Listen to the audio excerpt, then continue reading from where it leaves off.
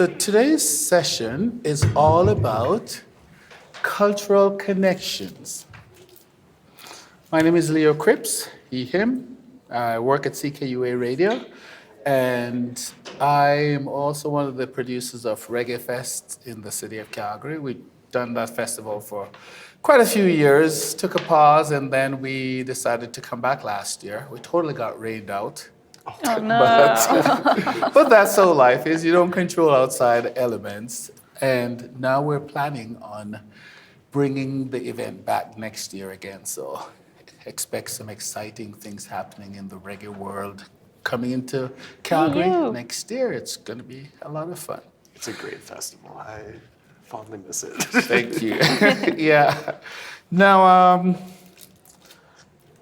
culture is one of those things where we talk about it, and connections and community, those are three things that they all go together. One of the first things I realize is when you're trying to build connection is you have to know how to make those connections and know how to relate to the folks who's making those connections and who you're making those connections with.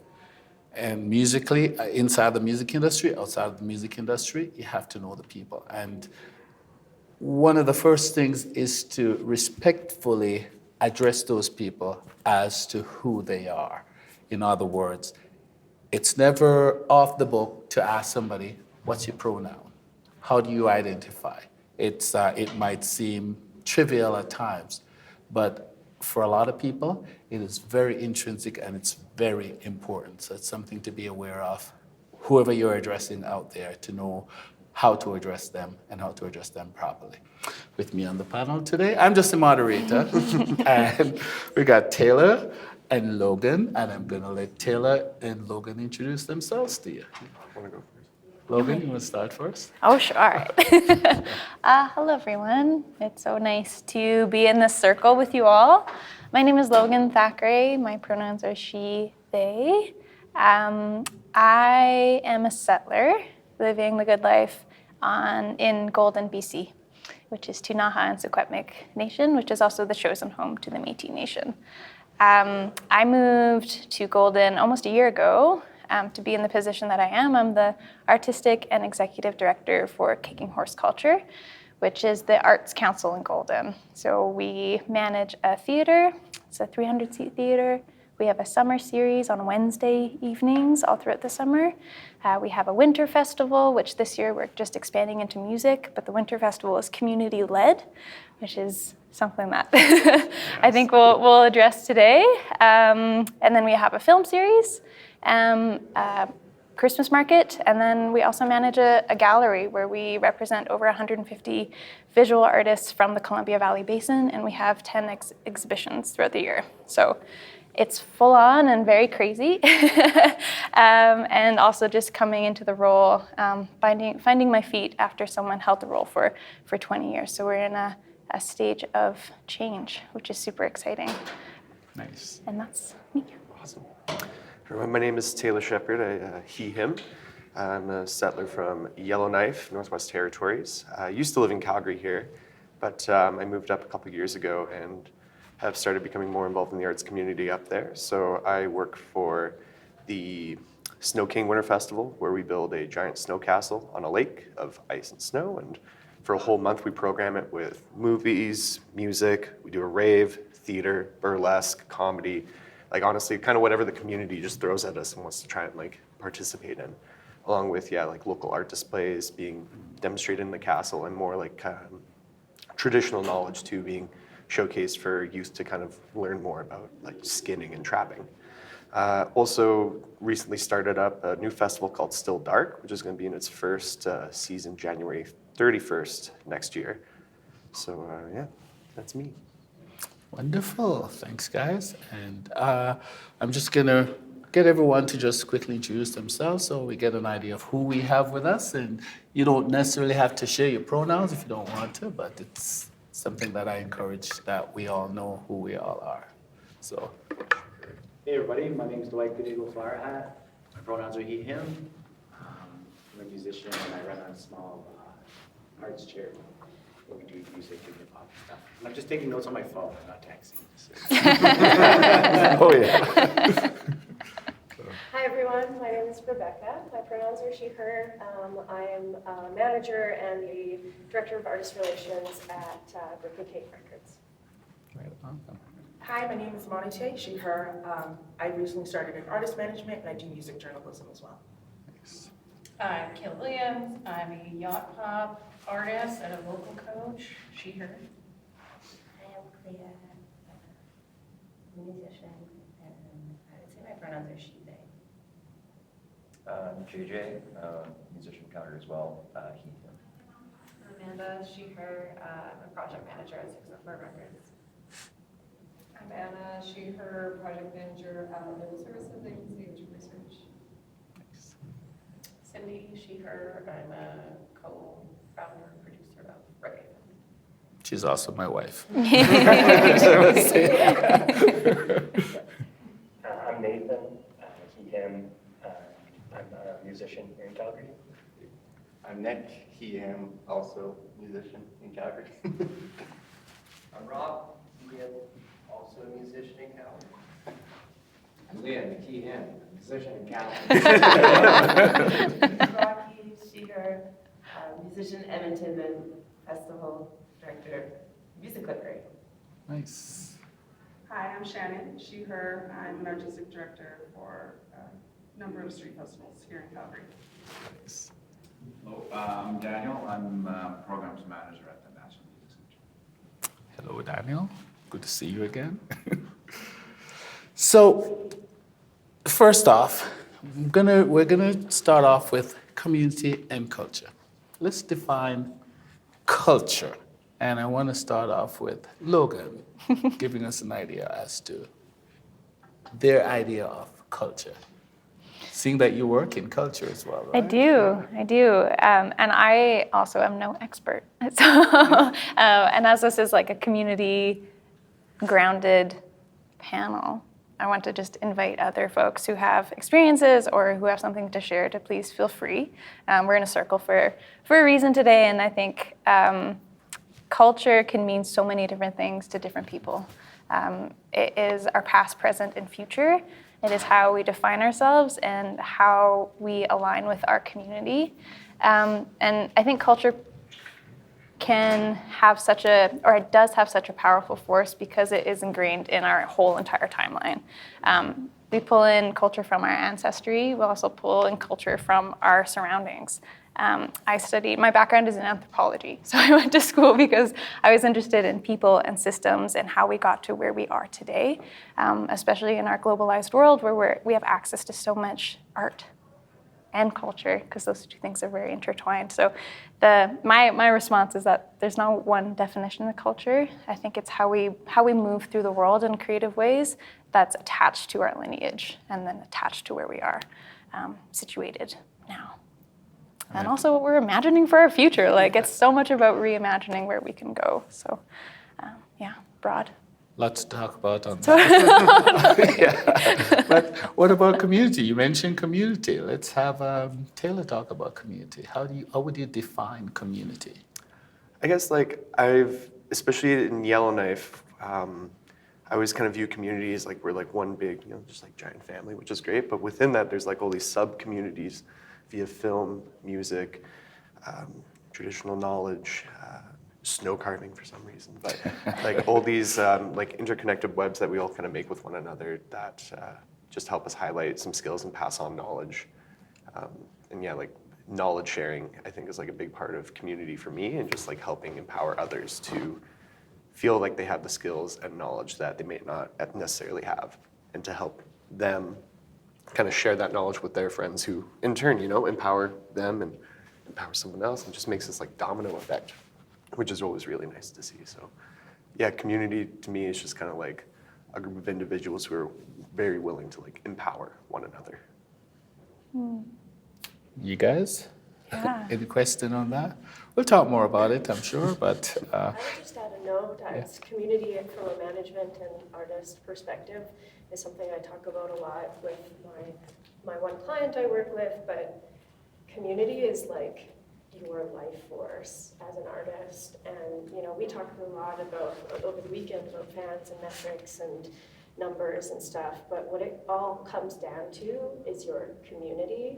And I think it's also from an artist perspective and a creative perspective to look at it through a community lens can feel a lot more like genuine and authentic, as opposed to being like, I gotta build my fan base, I gotta market my stuff, I gotta get out there and sell it. It's like, it really comes down to like core fans are it's community. It's people that you're going to interact with and engage with and have relation with. So yeah.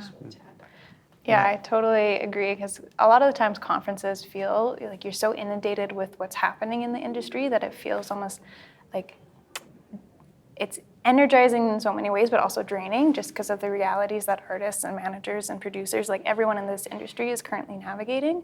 But when you come back to community, it's a source of like regenerative energy, because we're all here to support each other, really. Like we're like championing each other. Like when you go see someone's show, that makes a huge impact. Like, and then going into the like, oh, if I post about the show, that means so much. And as artists, like sharing that community and sharing that reciprocal energy is really energizing and makes a huge impact.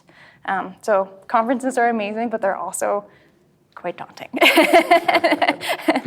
and inundating. Anything to add? No, I feel that. Yeah, I've started going to Breakout West every couple years now, and the first one, I was like, new person in this community, I have no idea, but now going to stuff like that, or even like this here, where it's my first year, and yeah, very much like you go in and it's like so daunting, and there's just so much going on. You're like venue, band, network, and then yeah, you're just kind of like left really tired at the end. But when you come back next year and you've already kind of laid those community roots, it does feel very energizing. Like coming here and getting to see people that I haven't seen in a hot minute, and being able to connect a bit more deeper. Like it always just, warms the heart. Which is one of the things I think about, because when we think music, I mean, it's like we tend to compartmentalize music into so many different genres. Folk here, hip hop there, blues there, reggae there, and everyone is in a different community. The blues community, the hip hop community, the folk community, and people tend to gather together and work within those communities. They unify themselves within those communities. But here's one of the kicker. How do you connect all of these communities together under the banner of music? Who wants to take that? Taylor, that's a tough one, but I'm gonna throw that out to you guys as well too, because you're all part of this. How do you connect, different musical styles, different musical genres? We're all individual communities, but we're also under this big giant banner of music. Mm-hmm. So how do you get somebody to start, okay, well, I only listen to folk music or only listen to blues, and start listening to music rather than compartmentalizing the music itself? Nice. I'm going to throw it at you. Yeah. So when I did live in Calgary, I used to work at CJSW as the volunteer coordinator. I was there for 5 years on off, hosting a radio show, working there full time. And definitely like when I stepped in there, like I knew what music I liked, like more like garage rock, and like that was kind of like my vein. But I think purely just like getting more involved in the community, like never would I thought, like to go back to Reggae Fest, that I'd be so into lovers rock. And like I like just like going to this community, like getting to chat one-on-one with the people and like seeing what really like just got their goat about this kind of music, and like what kind of tropes that they were kind of looking into and kind of really like loved to see, inspired me to like, get more into that genre. Or starting to go and do tabling stuff at Decimate Metal Fest. Never would I thought I was going to be into metal, but yeah, it was a very unique experience, and like being able to witness that, like little niche culture kind of operate in its own microcosm was very cool. Like there's a, dress code that's involved with that scene. The merch ideas are all, very distinct and different. But then, going back to Reggae Fest, where I played like, hacky sack with some people, and we had like a really good time, and everyone was like really loose. At the metal show, it's like a little more aggressive at times, but like the connecting themes are all these different kind of niches that we've kind of like carved out. I think it's just once you start being more involved in those communities, or even just like being more open to having those kind of conversations, I feel like it just allows you to kind of like take down the barrier and what kind of music you're really willing to try and go to or expose yourself to, I guess. I threw that one out there because Cindy and I have been going to the folk clubs concerts, and 90% of the time we're the youngest people there, and we're not young. so it's like, you find yourself being gravitated not necessarily because of the community, but because of the music that you're tuned to. And I mean, here we are. I'm at CKUA. I play everything, so I'm open and exposed to all different kinds of music, from heavy metal rock to, like you said, metal rock to classical, right? And it's a matter of being able to be open to, as musicians, as people who love music, to be open to that concept that there's no borders when it comes to music. The community is just one musical community. Now, culture, I'm going to throw that back at Logan there. What are some of the avenues that we can use to get that cultural connections going? What are your thoughts on that? Yeah, so many. As an artistic director and an executive director, people are like, oh, you're a curator of culture. And that to me is like, okay, that's one side, but the other side is like the facilitator. So for me, how I envision it is like coming from behind instead of going from the front. Just as like a flattening of hierarchy kind of thing. So how do we influence culture in communities? And I live in Golden, so Golden is pretty conservative, but we have established an amazing performing arts venue. So over the years, we've built a lot of trust with the community. So the community knows that when they show up to a show, they're gonna experience something great. And that is such like a gift to come into an organization that has that trust established in the community, so that we can expose the community to a variety of different music, and that there isn't a fear of, oh, I'm probably not gonna like this music or like this artist, because they wanna show up and connect with their friends, or they wanna show up and just have an evening with the community on like a Wednesday night. And then there's also the other side of that, being like, I want to bring this show in.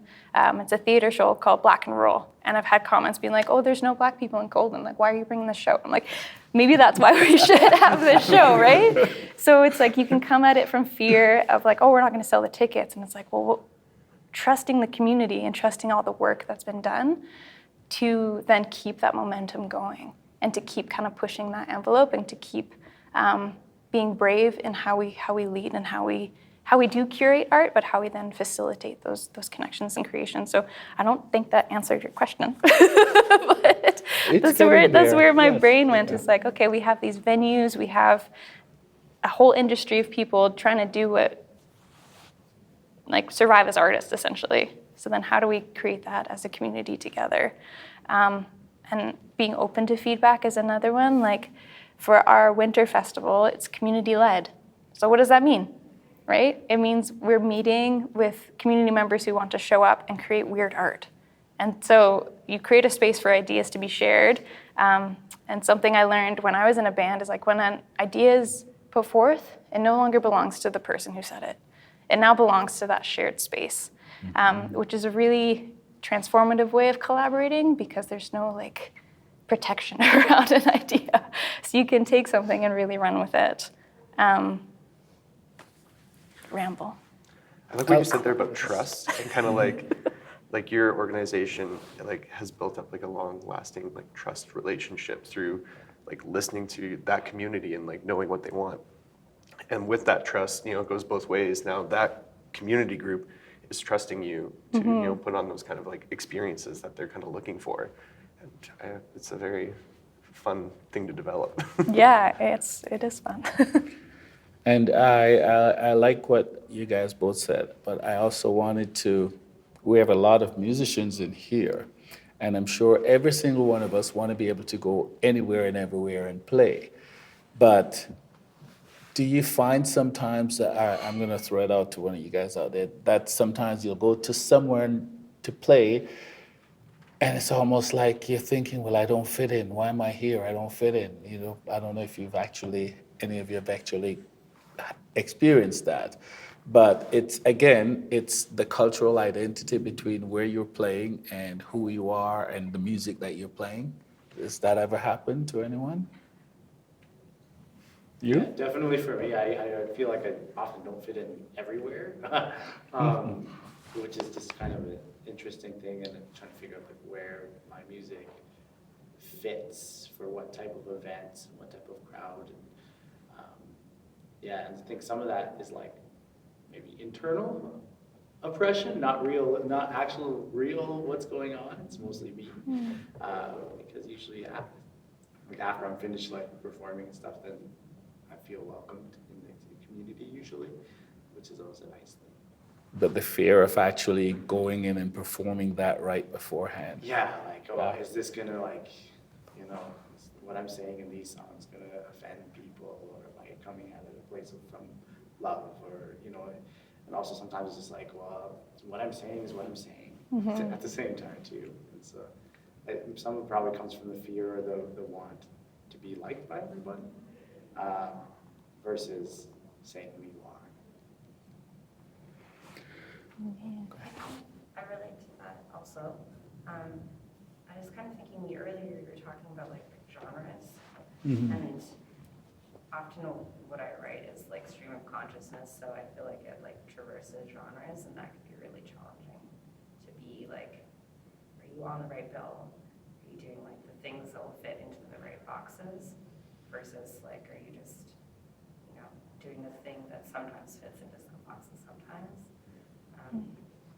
So from that perspective too, I can understand like questioning whether you should be, or if you're in the right room at the right time sometimes.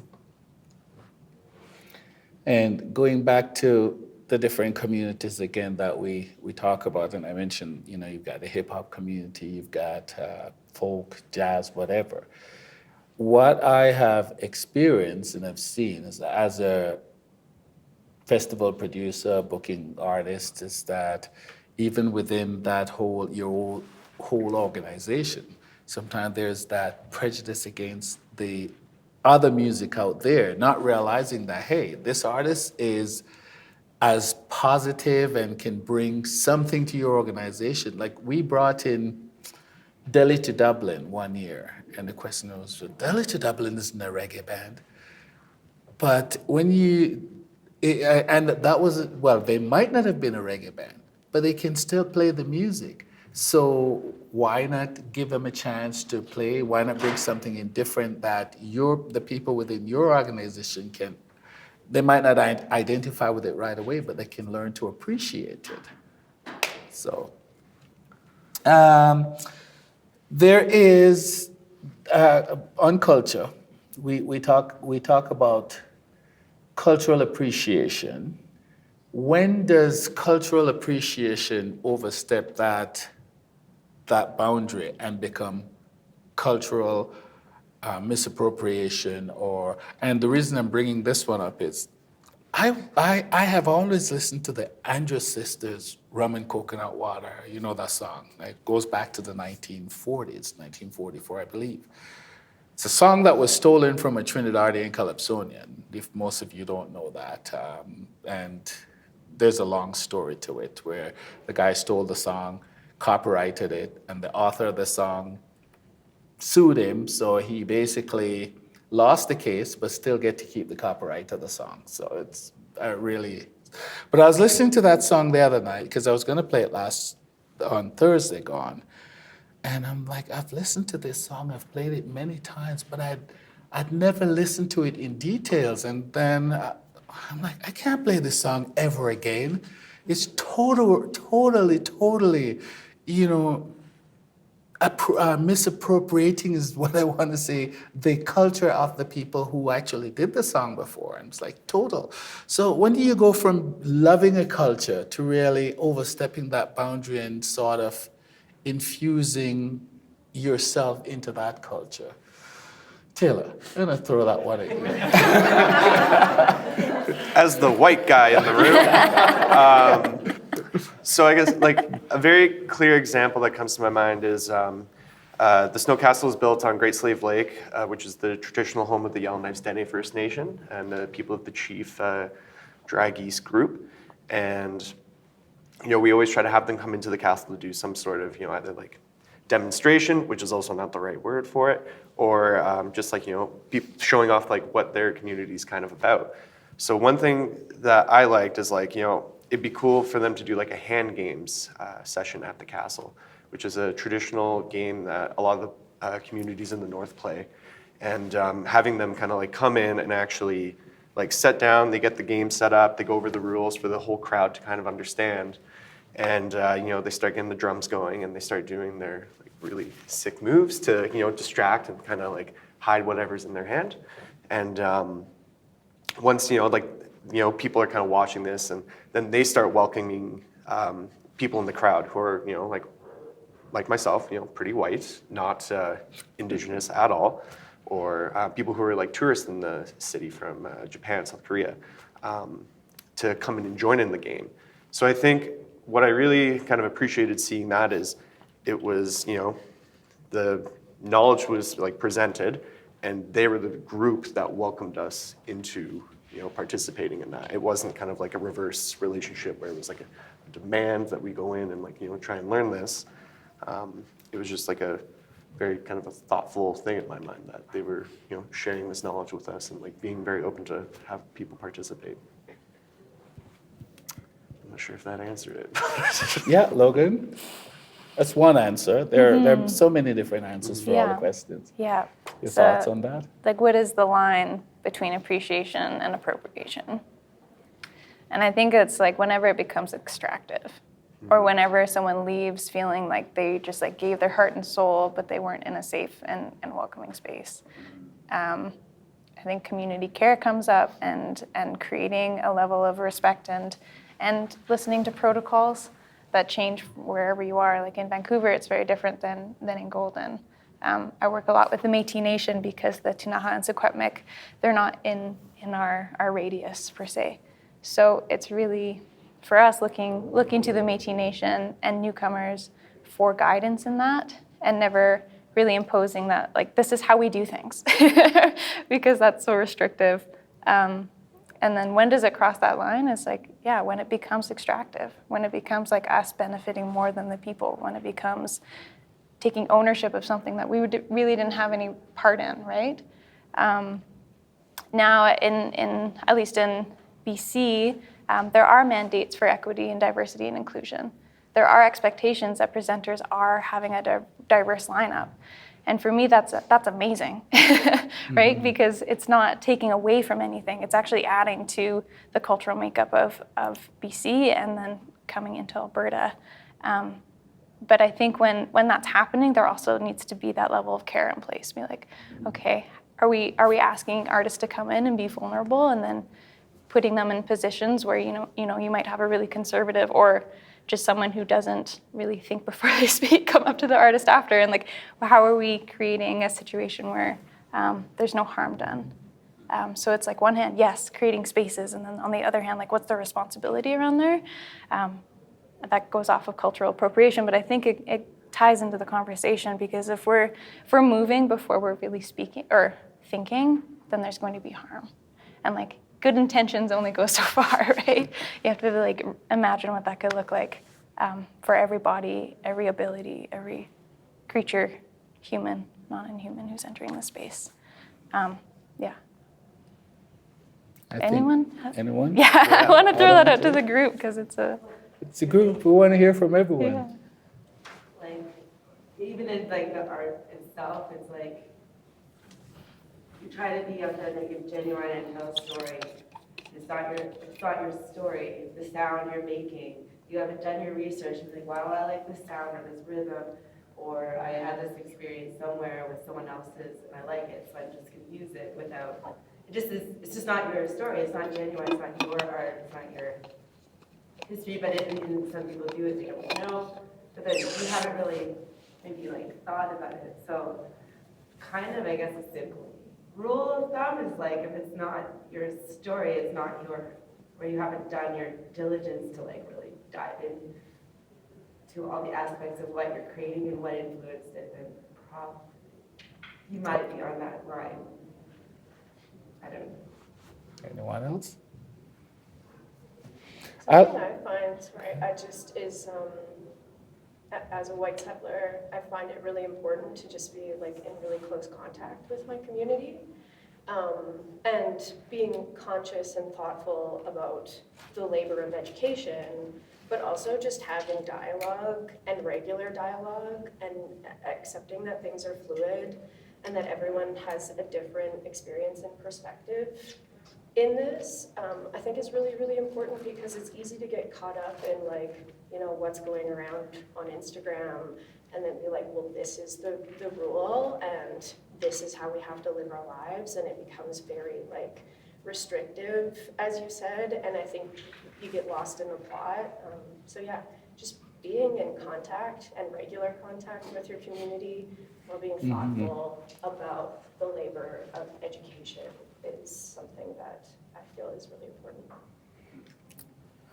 How much of a role do you think being educated about different cultures, if you're going to be, I like to say it, representing without offending. That's a phrase that I like to use with cultural. You represent a culture, but you don't take it on so that you're offending someone from within that culture. And case in point, just an example. I can't see somebody going out and trying to dance a powwow without first educating themselves as to how that is. You don't just go join, a group of indigenous people and say you're going to join the powwow and you're going to start singing the songs that they sing without actually knowing what those songs are about and the history of those songs and whether or not you're allowed to sing those songs.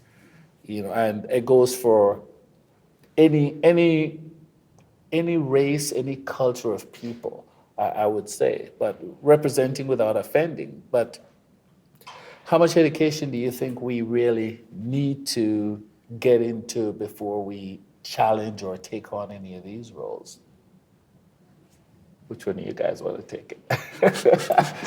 Sorry, I asked tough questions. I think it's great. And I used to work at a senior center as the art programmer for a seniors rec center in North Vancouver. And I had the privilege of finishing my education up on Haida Gwaii. And I was really inspired by the Haida Nation and just learning more about the true history of Canada. I think that's coming back to okay, what's the baseline? Is just knowing our story, which isn't very old, but has still impacts today. As I hope, most of us in the room as artists probably know that. But in the senior center, we created a learning of Canadian history program. And so we got to work with seniors and have conversations. And most of the seniors were white settlers living in North Vancouver, so they had wealth. And just, again, the response was oh, this isn't gonna work.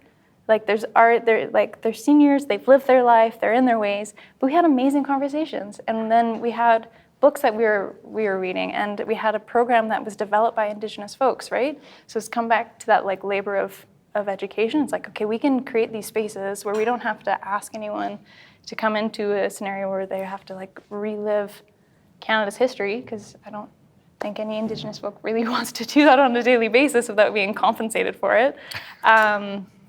So having those conversations in that space was amazing with seniors. And then I think it's also the invitation and creating conversations from relationships, right? So if you're invited to participate, that's a huge gift, right? And having the humility to be I don't know everything and I don't want to cause harm, but I'm going to do my best and then apologize if I fuck up, right? Because we're all humans, and I think that there's a willingness, if there's a relationship built on trust and understanding, to move through those hard conversations. which is entirely possible, right? It really is. Taylor? Yeah, I think like one thing I always think about is just like empathy in these kind of situations, and like being like having the education is like always like helpful, but if you're not like really open or willing to go about and like actually like take in that knowledge, like just reading it and like having it displayed in front of you versus like actually kind of like I don't know, just like really having it sit with you and like kind of like putting yourself in the shoes of like the people or stories that you're hearing from, I think are more important, I think, than the education, because the education is lifelong. It's going to be happening every day. But if you're not willing to kind of enter those spaces and just kind of like think about others in that kind of situation, Yeah. Anyone? Group. I was just going to say, because I've played quite a bit with Ruben and the Bullhorn Singers, and so much of that is about invitation. So 100% like do your due diligence and learn, but also like accept invitation when it's extended. And you kind of touched on that.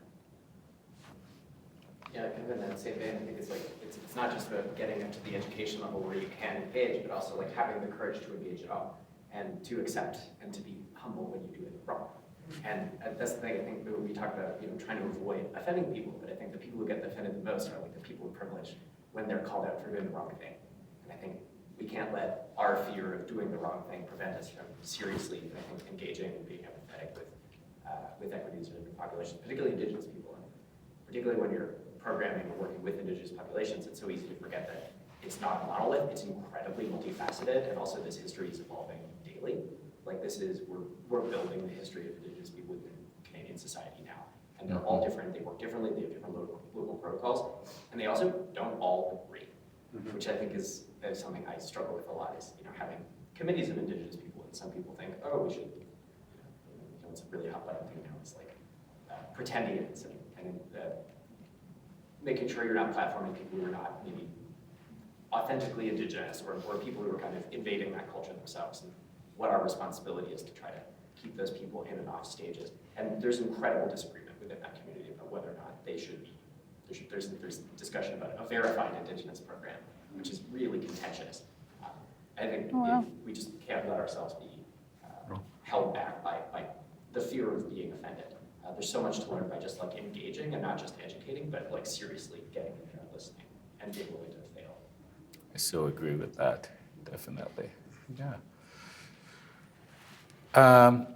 As musicians, if we take a group of musicians from anywhere in the world, Pakistan, India, Iraq, Iran, Egypt, Israel, Canada, different cultures, different colors, different people, and you put them on stage and you say, and prime example of this is, you guys have all been to Calgary Folk Fest, right?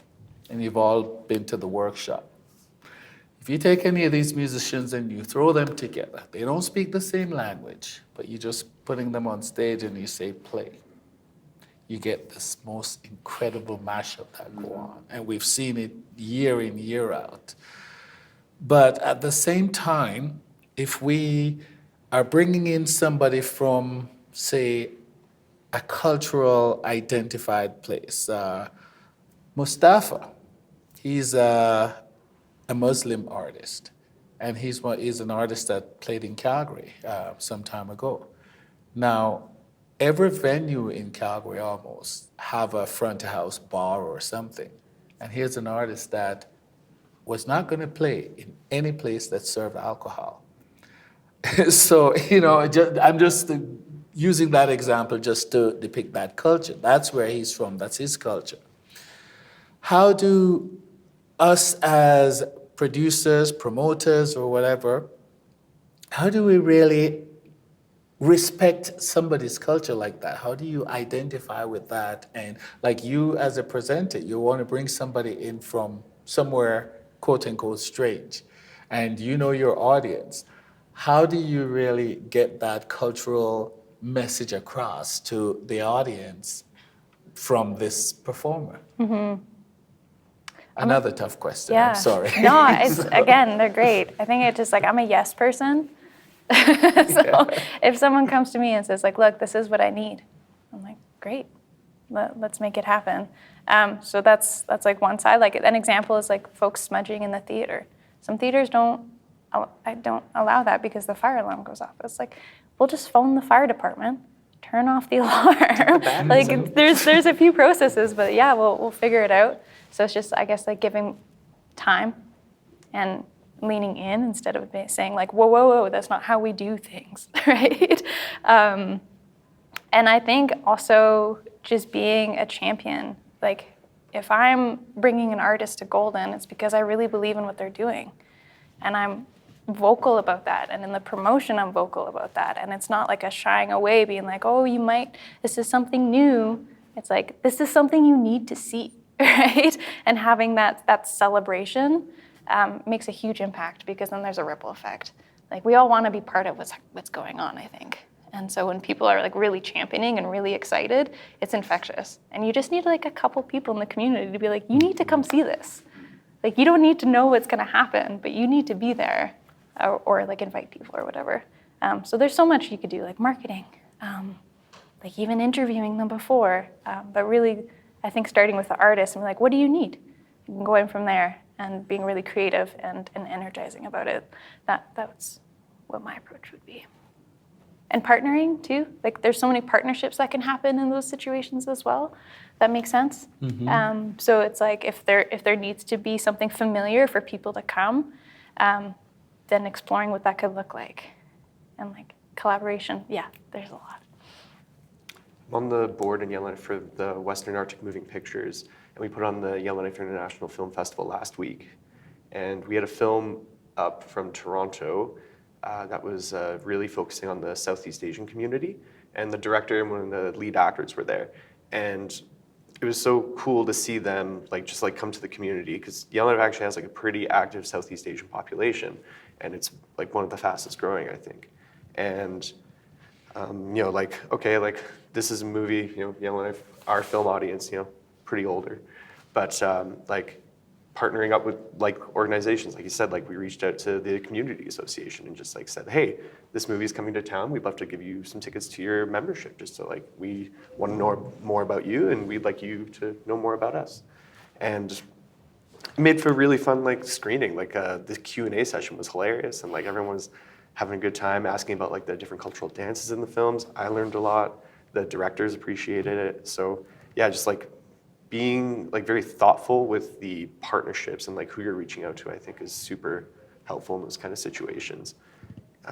Because then you're at the same time, you're giving this group more of a platform, and also educating others too about what is kind of going on in that community. Questions or any comments? Here's another one that I'm going to throw at you this time. So you have a cultural organization that you want to showcase. Mm-hmm. And first of all, you're faced with the issues within your own community. How do we bring this group in? But then also this other group is also reluctant or timid about coming in, being part of your organization or your programming. How do you bring these two groups together? Two people who are kind of scared of each other. Well, we shouldn't be here, or we shouldn't bring him. But you as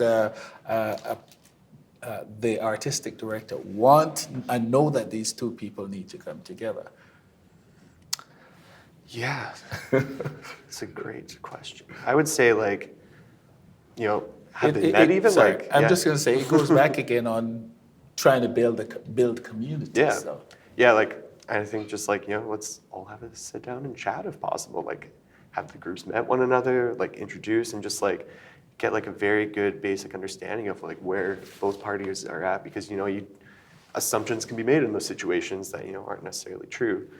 I haven't, I think, yet experienced that problem at the Snow Castle, which has been great. But having this kind of talk, I think kind of helps to prepare, what you can do when those situations do arise. But yeah, I think just, again, very basic introductions always just help, and have very ground level, very, very, very ground level discussions about, you know, like, why are you afraid? Like, just ask the question blatantly. Like, are you worried? Like, is there something we've done in the past that you're not a big fan of? Like, you know, just more and more understanding. Logan, what are your thoughts?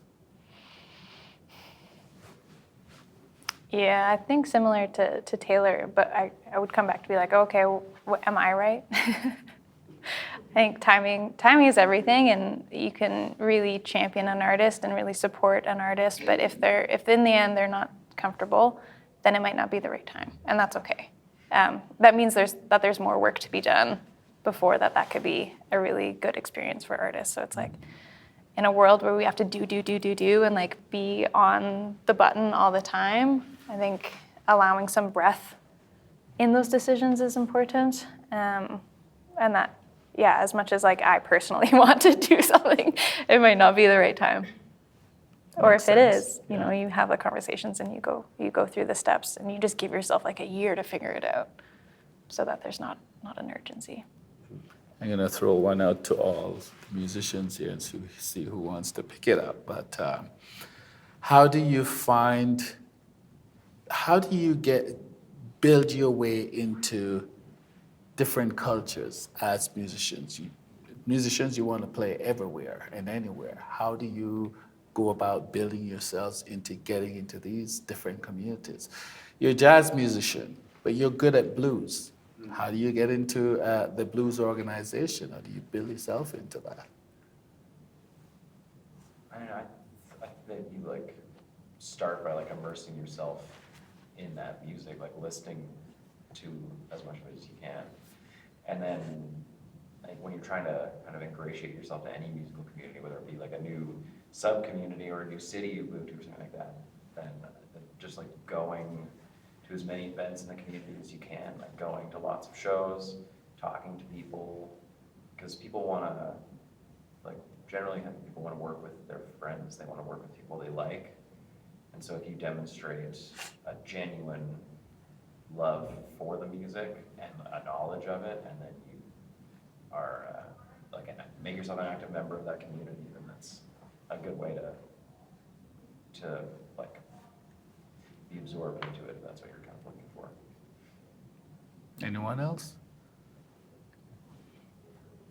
I think you made a good point about like the energy exchange in community, and that's something that's important to keep in mind. Also going back to the whole like, you know, industry jargon of like more fans and marketing and what you're trying to sell and all of this. I think it's really important to keep in mind that like as an artist and industry people, like our community can give us a lot. As you know, there's like equal opportunity for exchange, and I think, like you said, just showing up for other people the way that you want people to show up for you, going out, being a part of things, like going to shows because you know that that's supportive and it's meaningful and tangible, and because you want to be there, and then that exchanges into people coming to support you, and putting the intention behind it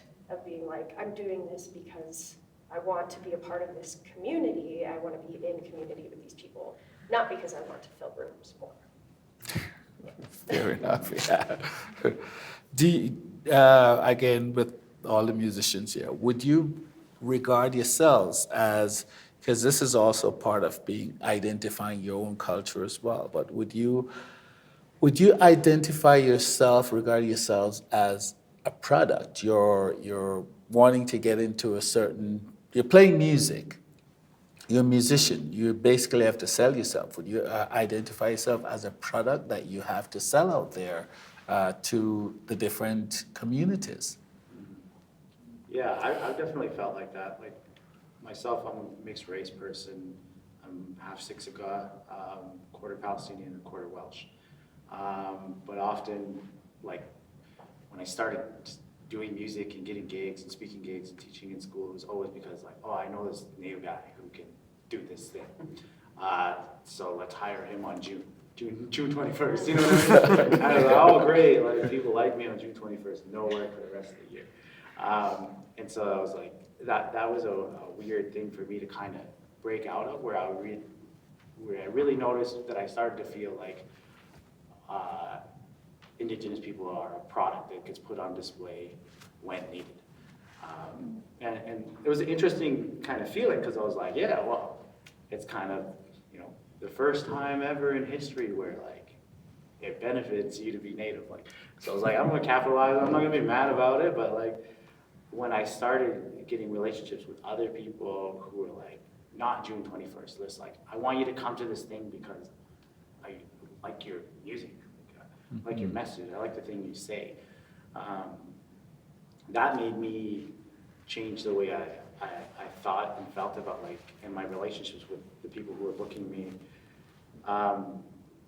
Because when I started to get booked outside of June, not just for being Native, it was an interesting thing, because then I was like, oh, now I like, I realized like, something that happened was just like, oh, you want me in June? Price tripled. Yeah. What else are you gonna get? If that's why you're hiring me, then like price tripled. And I think that there's a weird thing where like your festival, like some Black artists might just be like, Reggae Fest is the one festival that pulls me in and I want to do, because it's like, you know, there's Black leadership and stuff like that. And within festivals, we don't really see like Indigenous-led festivals outside of what happens on our reserves. Like with Tribe Artist Society, we throw Monday rap night, and it's like, it's an Indigenous-led hip hop cipher that everybody's welcome to come to. And it's kind of neat because, you know, it's often like the first and only space where like the Native guys come in and like, oh, yo, this is our thing, hey? Like, yeah. And then the non-Indigenous folk come in like, yo, this is cool. Like, thanks for inviting us into your thing. Like, and we do it our way. We start with our smudge. We start, you know, we have our Indigenous DJs and Indigenous MCs, and it's kind of a place where it's like, oh, your smudge bothers me, or like this bothers me. Well, go find somewhere else. It's like there's a power dynamic that kind of changes. It's like, we love you, but like we're not changing us to suit you, because we have to change us to suit everywhere we go. So it's like a protective space. And so I think in the future we'll start to see some more of those leaders, you know, running festivals and getting in those positions where there's leadership, there's real power, the opportunity to say no and yes to people. So I think like as we grow as a country, like y'all can pass your knowledge and support and wisdom to people who are starting things. I think that's really important, because, you know, everybody my age, our parents all went to residential school and literally didn't have education, right? And so it's like, I'm the first person who's like allowed to give education. So it's an interesting change where it's like, oh, this is ground zero for us. And so now we get to take the next step, and we'll start to see that coming through. That is awesome. Who else? Anyone else wants to jump on that? That's powerful. Again, you know, it's going back to selling yourself as a product. Does anyone ever feel negative about this? You know, because you have an art, you have a skill, but you're a commodity. Do you feel that way sometimes? Do you have any negative feeling about that anytime? Is that something that happens? Question. Anyone? Yeah. Maybe you kind of gotta do that a little bit, but like, I like to just really connect. Like, if maybe it has to start off a little businessy, or like it might, like it feels like, I just hate that feeling. Because even if we need to like do business together or profit or work together, or, you know, you have it's a livelihood to keep doing great things. So coming from that place and just like, okay, we are interested in each other's work, but like, let's spend time and make a human as quickly as possible. And even just like from the kind of like festival piece, but as musician too. I don't know. Mhm. It's just mine is from like a very DIY punk, but like it's all plays, so it just feels really weird when you gotta do it, but you have to. But it just building, I think, in the labels talk right before is like reach out to people, learn about what they're interested in, talk to them, and then start the conversation, and then like get to know each other and build that really strong connection. And then even if you're having to deal with your commodity or your product, it still feels human because you care and you like believe in something or you share value. So just basically try to get through the commodity piece as fast as possible. Yes. So it's actually not about that in the end. And the reason I ask this is because we're basically, we're selling something. And what are we selling? Ourselves as musicians, as singers, as songwriters. And there's no reason why we should feel bad about that. We're presenters, we're producers. There shouldn't be any negative feelings about that. It's no different than a guy coming to you and saying, okay, I'm selling you insurance. Well, that's a product, right? I'm selling you my services. That is a product. You're selling your musicianship, and it's something to be positive about and go out there very energized to say, hey, I'm damn good, and you're buying my services, so you pay me for it. And yeah, if you want to see me as a commodity, because until that services is done, that's what we are, right?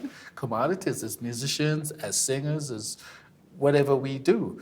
You're going on a stage to do a show or on the radio, it's a show that you're doing, right? You're a commodity until you're off of there. So yeah, no need, and I just wanted to put that out there because a lot of people feel negative about when you say, well, you're selling yourself, but you're not selling your body, you're not selling your mind, you're selling your services, which is where you got to think about it. This is where your living comes from.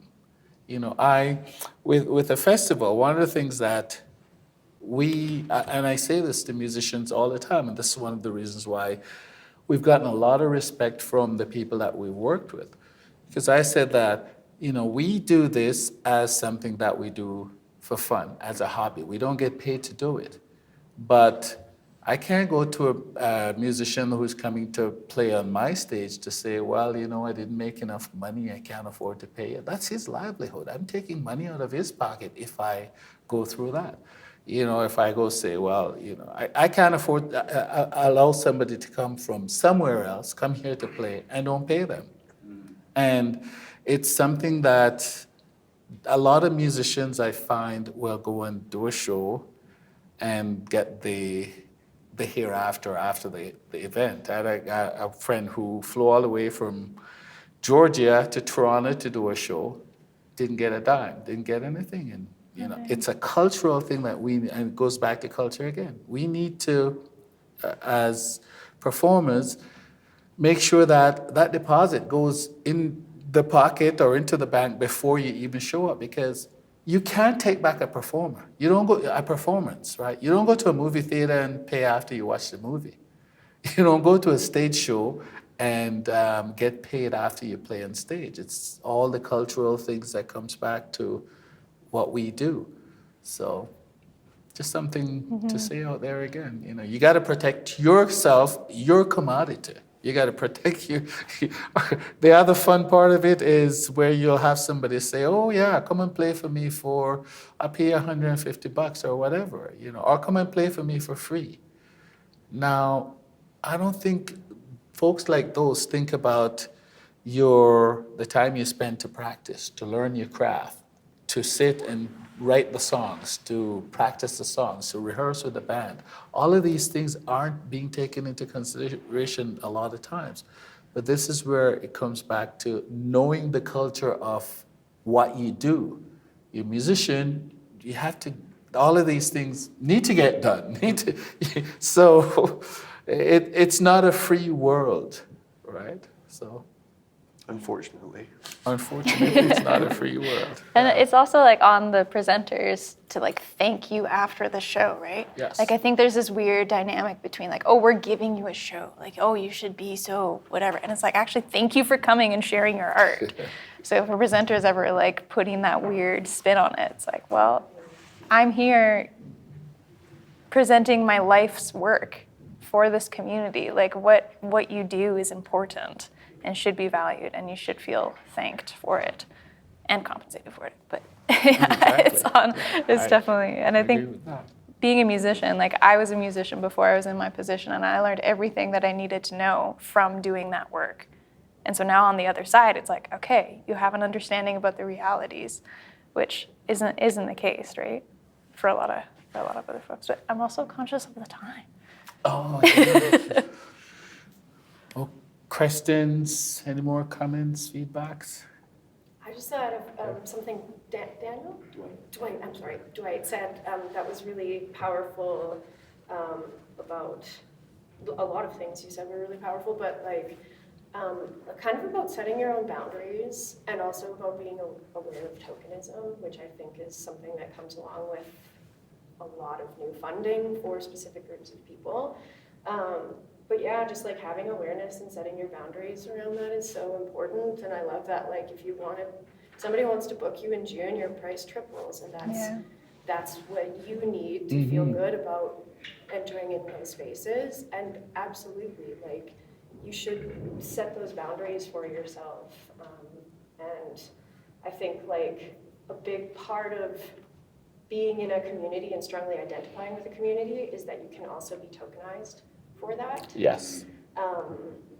And so I think like, and that can really sour that experience. And so just like protecting yourself and having boundaries around your communities, and being in your community for the right reasons, and then, but also not being afraid to take a payout and knowing your value and your worth and what you're bringing is really important.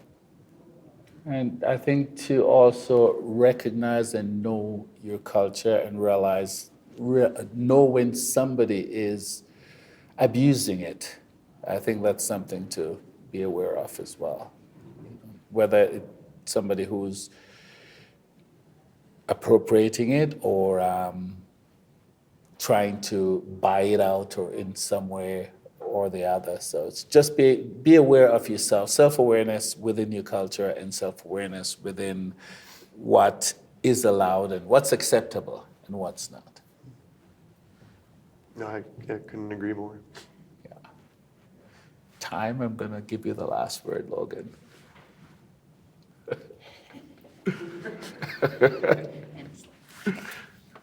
I just want to thank Leo for moderating and being such an amazing champion of community in your role. And thanks all of you for coming here. And it's nice to get to know everyone because this is an amazing community, and the music community in Canada isn't that big. And so it's really great to like have this scene as its own community that gets to float around. So yeah, appreciate you all for coming and listening to us ramble. And we might be small, but we're very powerful. Yeah. And if you want to know how strong we are, look at the Grammy nominations that are out there right now. The top 3 artists, all of their music were produced by Canadian or mixed by Canadian or written by Canadians. That's how powerful we are. So don't sell yourself short, and know that we have a lot to offer. Thanks, guys. Thanks for being here.